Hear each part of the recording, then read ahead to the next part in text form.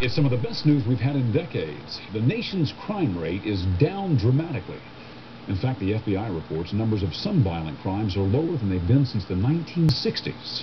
Experts say the reasons are many and complicated.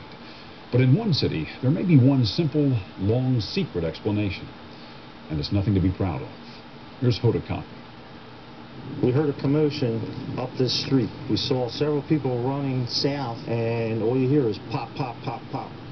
Gunfire on a Philadelphia street, October 1997. Sam Ricks, neighborhood crime watch volunteer, was within feet of it all, witnessing the drama as it unfolded.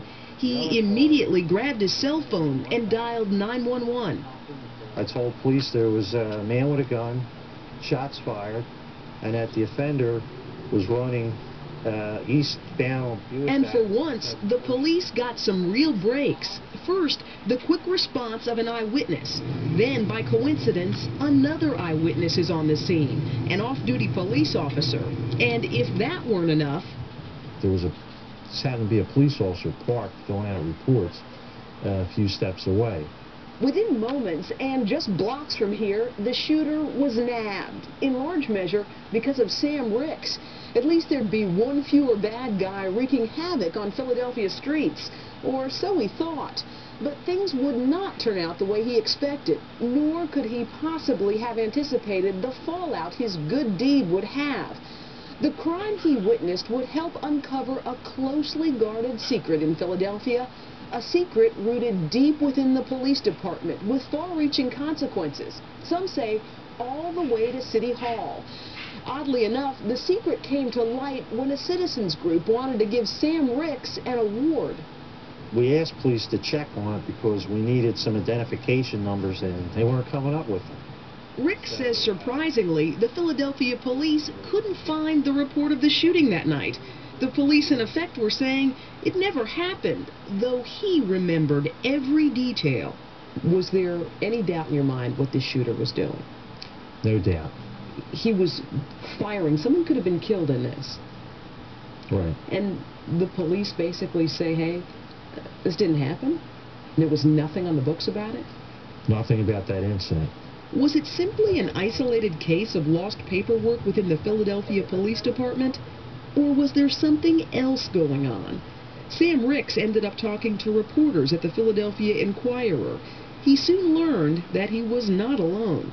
We'd always heard from former police officers that something was wrong. You can't believe the numbers. Mark Fatzlola is a reporter at the Philadelphia Inquirer. For years, he and fellow reporters Craig McCoy and Michael Matza have written stories about crime rates going down in the city. But they kept running into contradictions. Craig, what were the red flags that something just wasn't right with these numbers? When we began to break the data down, we began to see some very strange patterns. Troubling patterns. But how could that be? After all, according to national rankings, Philadelphia has been one of the safest big cities in America. But the newspaper's investigation would challenge that. It began with an analysis of crimes, including the shooting in Sam Ricks' neighborhood. We were matching up our 9/11 calls that we're reporting with Philadelphia's report to the FBI. It measures how safe cities are. Typed in the date and time, nothing popped up. They could find no police report for the shooting. The investigation seemed to show that Philadelphia police were fighting crime not with handcuffs and a gun, but with an eraser.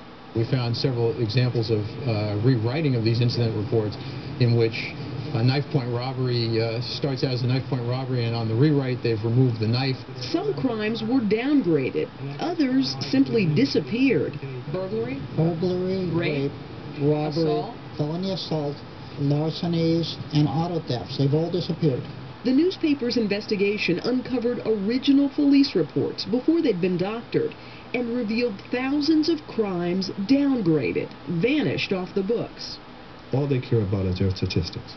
Norman Carter is a retired Philadelphia police corporal who agreed to talk to Dateline after years of seeing what he insists was a practice of routinely changing official crime reports. Police officers ordered by higher-ups to kill crime.